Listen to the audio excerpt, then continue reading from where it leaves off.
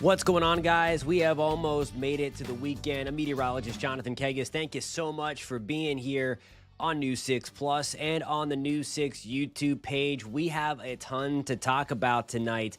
Big pattern change underway in Florida. That's going to be the main deal that we're going to talk about. We'll get into the tropics a little bit later on into the show, but we're going to be unsettled at least through the weekend and likely continuing into Monday. And when I mean unsettled, of course, it's kind of unsettled almost every afternoon because we get those afternoon thunderstorms.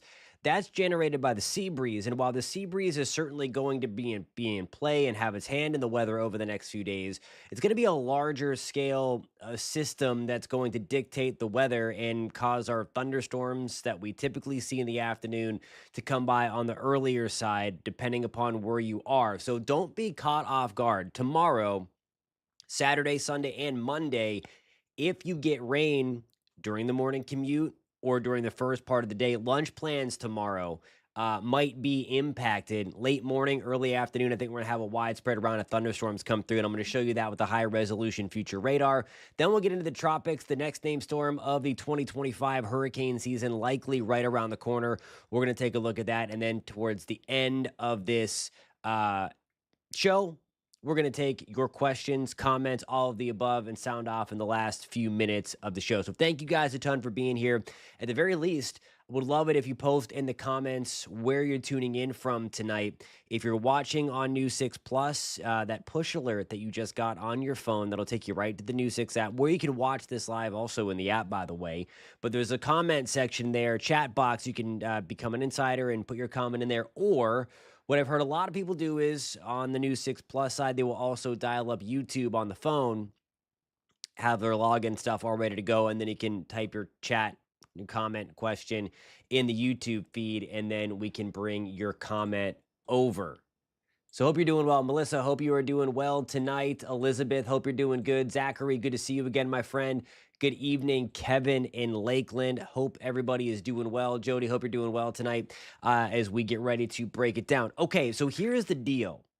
We're going to have this dip or this kind of trough of low pressure. This is tomorrow afternoon. So we're going to come back to this graphic, but this kind of weak boundary that's draped across the deep south, it's going to be a focal point for showers and thunderstorms, and the focal point for rain to come at us from the Gulf side. So the motion over the next few days is going to be from west to east. So keep that in mind.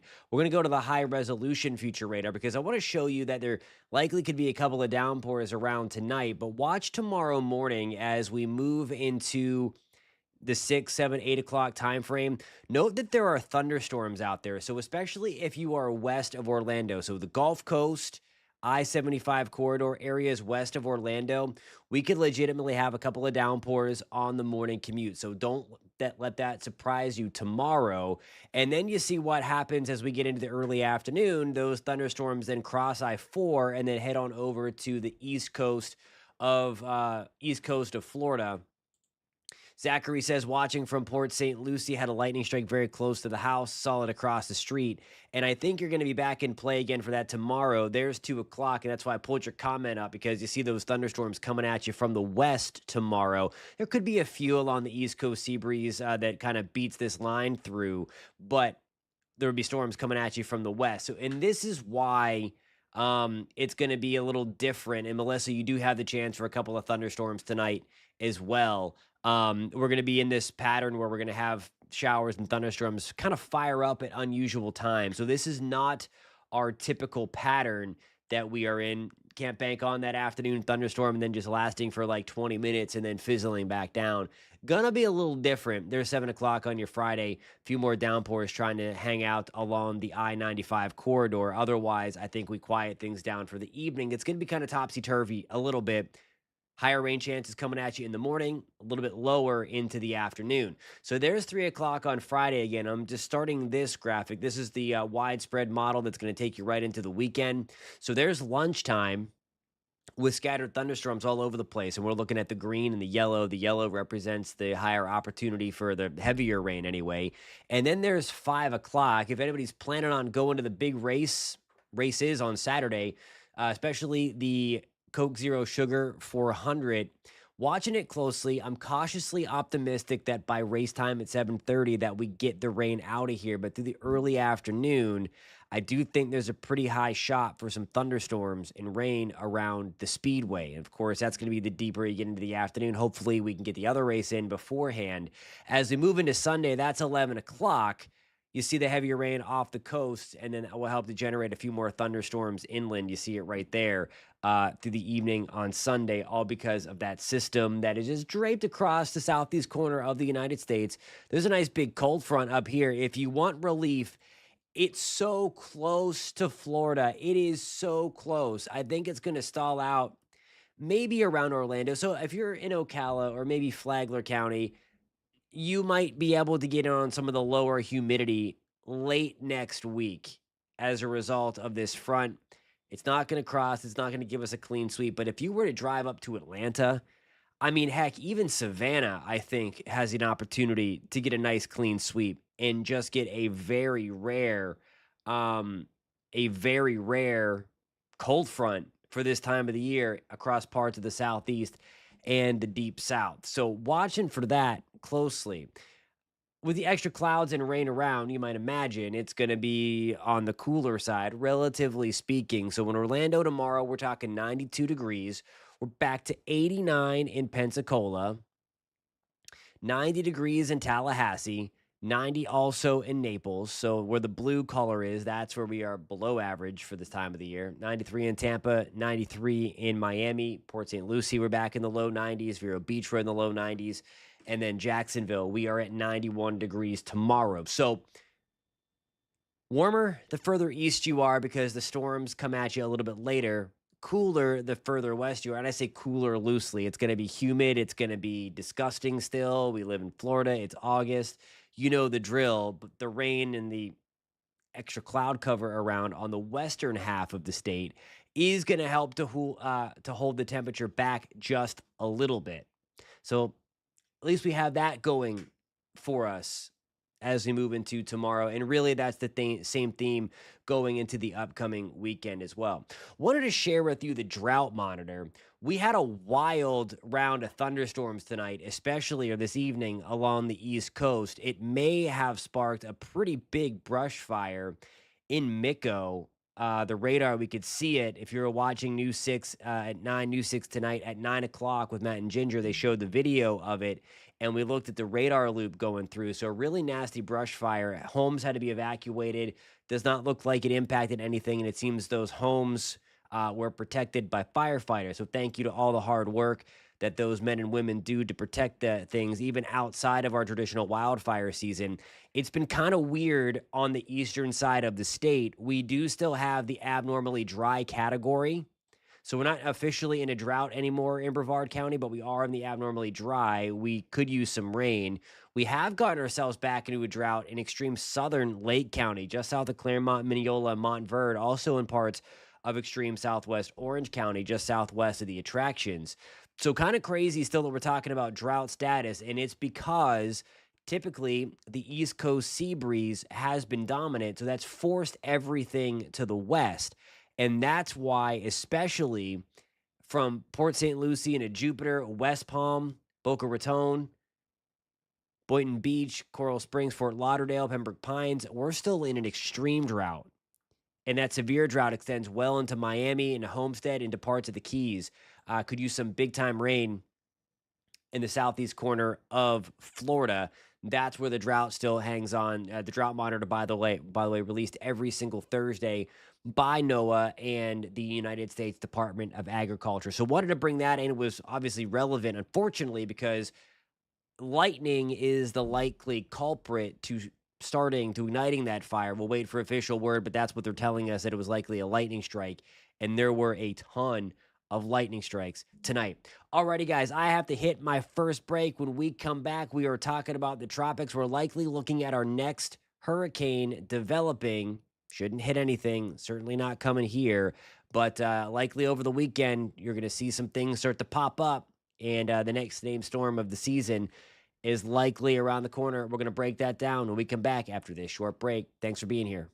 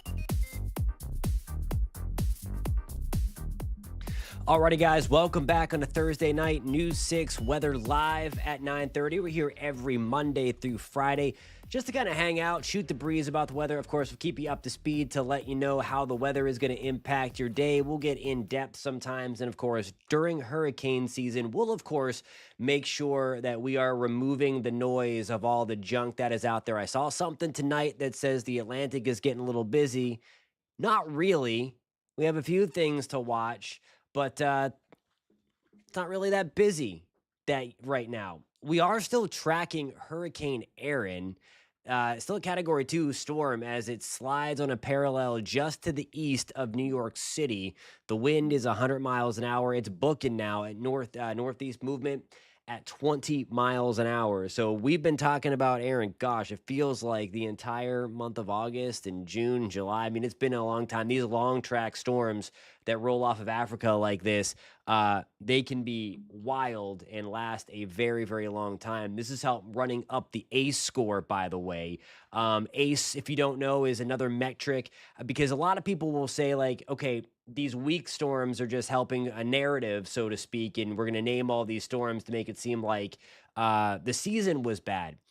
Not exactly, because there's another metric used called accumulated cyclone energy. And while we did have those four storms prior, they only equaled 1.5 ACE units, okay, that accumulated cyclone energy. So the longer a storm is out there, the stronger the storm is, the more ACE it's going to generate. So I wanted to show you this graphic. This is where we stand right now. The accumulated cyclone energy to date, again, it's used to measure a storm and a season intensity. So to date now, August 21st, the ACE is up to 31.5. The average through this day is August 20th. So we've now soared above average in terms of that metric. Erin by herself has produced 29.5 ACE points. The other four, again, was 1.5 to 2. So this one is responsible for getting us way, way back above the ACE metric level here and how we characterize seasons. Again, that doesn't mean anything in terms of what if land is impacted. And I think that's one of the biggest misconceptions when it comes to a hurricane season. It's if it doesn't hit you, they blew it out of proportion again and all that stuff. Not quite.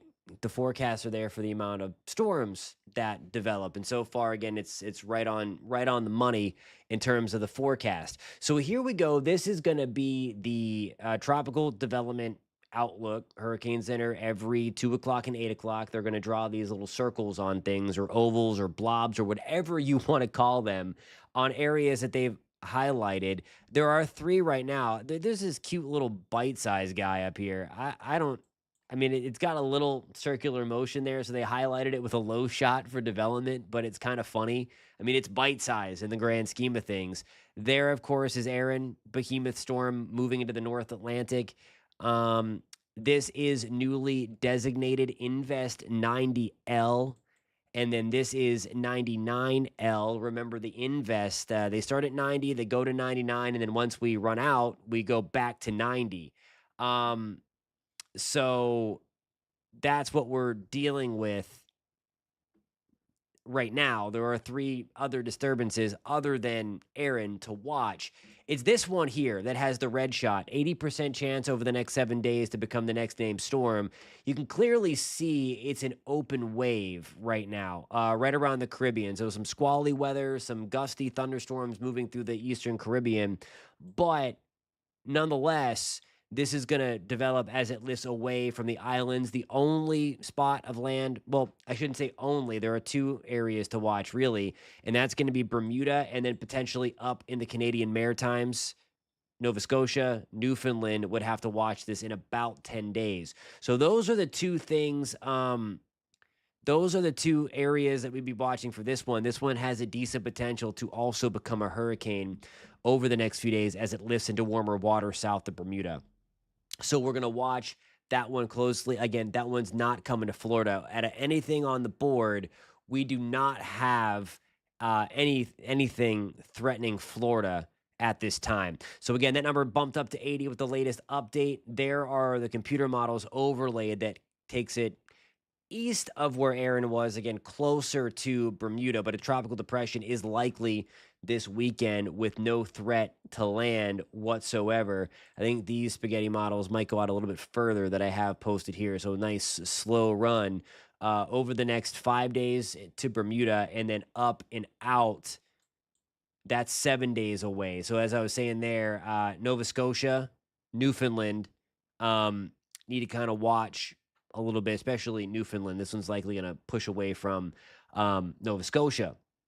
But that's one of the things that we're watching there. Again, not for Florida. Again, that one's going to stay far, far away.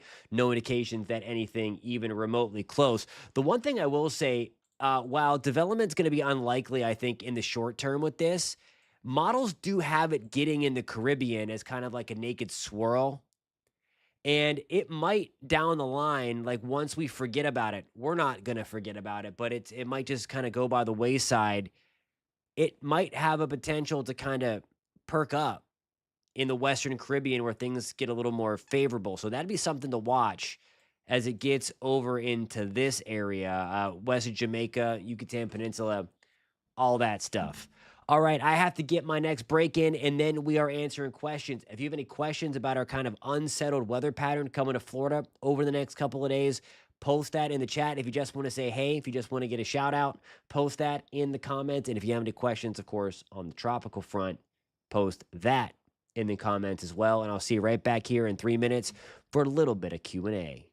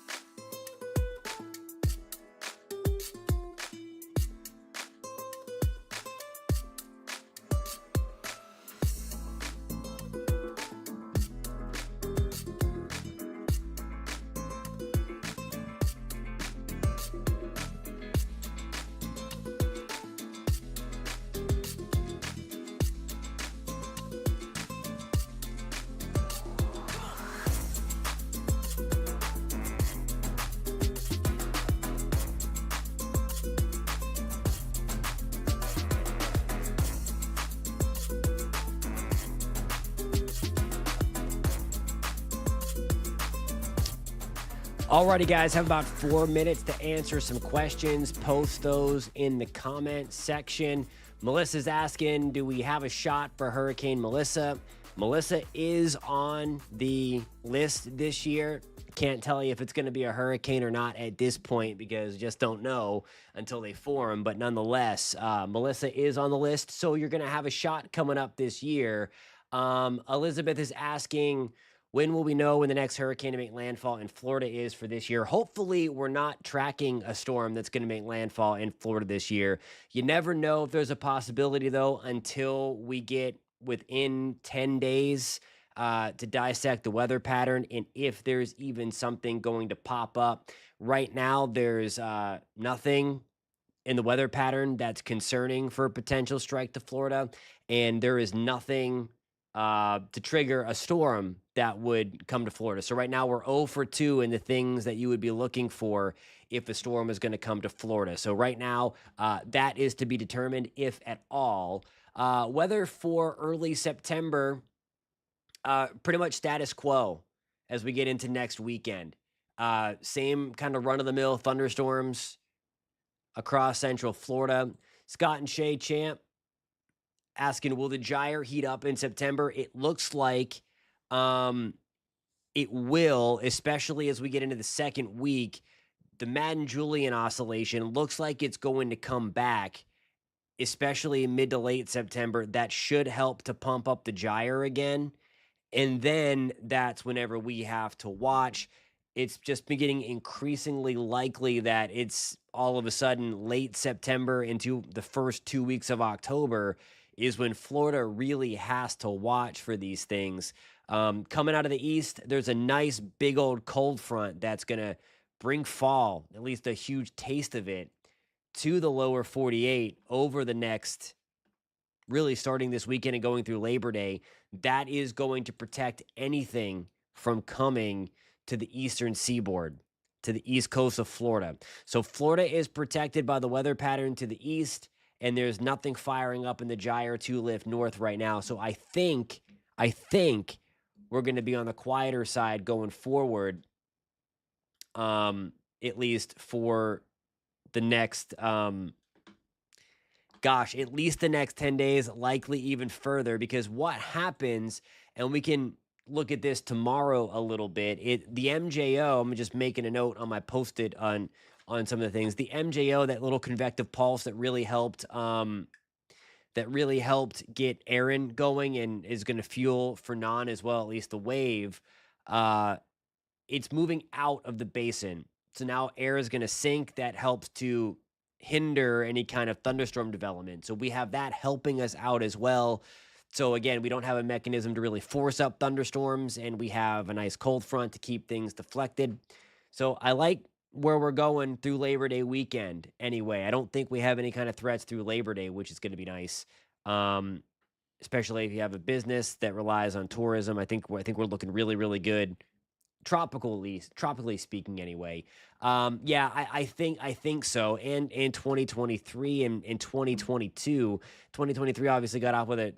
24 got off to a hot start with Beryl and then shut down until the end.